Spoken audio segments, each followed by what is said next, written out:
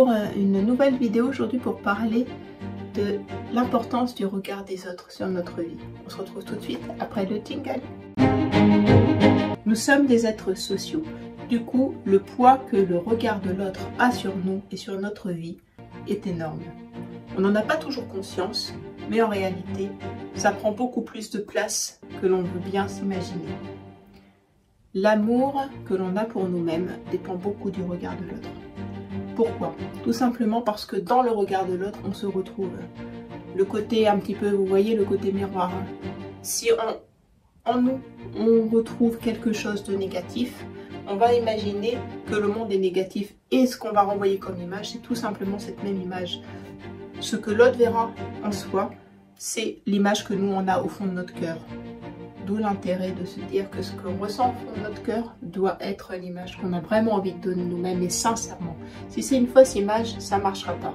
Si on a vraiment au fond de nous-mêmes l'idée d'une personne en manque de confiance, si on a l'idée d'avoir un tas de peur, si on a l'idée de se dire que le monde n'est pas à la hauteur de ce qu'il devrait, eh bien on a juste en retour un effet boomerang, vraiment cet effet miroir qui va nous donner l'impression que le monde est celui qu'on a envie d'avoir en face de nous. Inconsciemment évidemment, parce qu'on a tous envie d'un monde idéal au mieux, mais le regard de l'autre nous renvoie à notre propre réalité. Donc la première des choses, le regard de l'autre nous met en avant ce qui finalement est la vraie vision qu'on a du monde, qui est celui qu'on est en train de se construire. Le regard de l'autre aussi peut aussi avoir une influence énorme du coup sur l'amour qu'on se porte à nous-mêmes et sur l'estime de nous-mêmes. Si en face de nous on a des personnes qui sans arrêt nous renvoient qu'on n'est pas forcément la bonne personne, pas toujours forcément à la bonne place, ou alors au contraire qu'on est une personne idéale, qu'on sait toujours tout faire, qu'on sait toujours être à la hauteur. Alors vous voyez bien tout ce qui est autour des étiquettes dès le plus jeune âge, on nous met une étiquette de celui qui est au top, celui qui est pénible, celui qui bouge tout le temps, celui qui sait plein de choses, celui qui est toujours à l'écoute de l'autre, celui qui fait rire tout le monde. Bref, les étiquettes dès le plus jeune âge, on a toujours bien une idée de ce que c'est. C'est un poids extrêmement lourd. Attention aux étiquettes qu'on met sur le dos des uns et des autres. Au lieu de se dire les personnes existent et sont ce qu'elles sont, mieux vaudrait plutôt imaginer mettre en avant ce qu'elles font. Mettre en avant et juger ce que font les personnes n'a aucun rapport avec mettre une idée et une image sur ce qu'elles sont réellement. C'est-à-dire tout simplement que si on nous dit on existe parce qu'on est quelqu'un de pénible, ou on existe parce qu'on est la personne qui se rebelle de tout, on est la personne qui existe parce qu'elle est tout le monde, ou on est la personne qui existe parce qu'elle rend toujours un coup de main, voilà, bah là on se dit si on ne fait pas ça, on n'existera plus. Sauf que qu'est-ce qu'il y a de plus terrible pour une personne de se dire qu'elle n'existe plus? C'est juste de ne plus exister.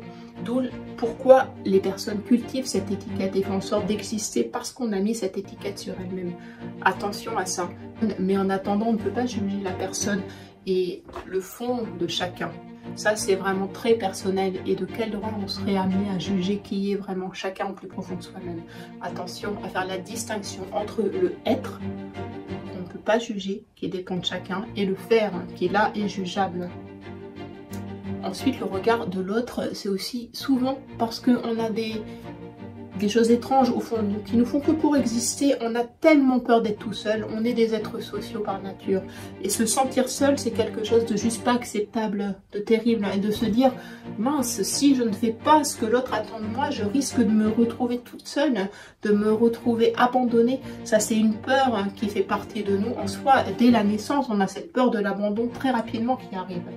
Et ben voilà la peur la plus profonde qui ressurgit à plein d'instants de la vie, la peur de l'abandon. Si le regard de l'autre ne cautionne pas ce que je fais ou qui je suis, tout de suite je vais pouvoir me dire de façon consciente ou inconsciente, selon le niveau d'évolution qu'on a chacun, je vais pouvoir être abandonnée, être seule au monde, ce qui n'est pas possible parce qu'être seule au monde, ça veut dire on n'existe plus et du coup ça veut dire qu'on n'est plus rien.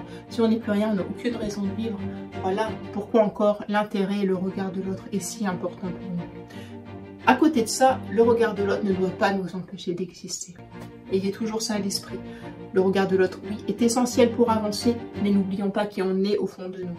L'importance de se connaître soi-même pour pouvoir avancer. Et plus on aura une vision claire de qui on est, plus on pourra avoir en face de nous un regard qui va transparaître au regard de l'autre. C'est-à-dire le côté vraiment effet boomerang, le côté effet miroir. Ce qu'on ressentira au fond de nous-mêmes, si on se connaît bien, sera vraiment le reflet de qui on est au plus profond de nous-mêmes. Plus on sera le reflet de qui on est au plus profond de nous-mêmes au vu du monde, plus le regard des autres envers nous sera celui qu'on a envie qu'il soit. Alors si vous avez aimé cette vidéo, je vous invite à liker et surtout à vous abonner pour ne rien louper des prochaines vidéos. Je vous dis à très bientôt.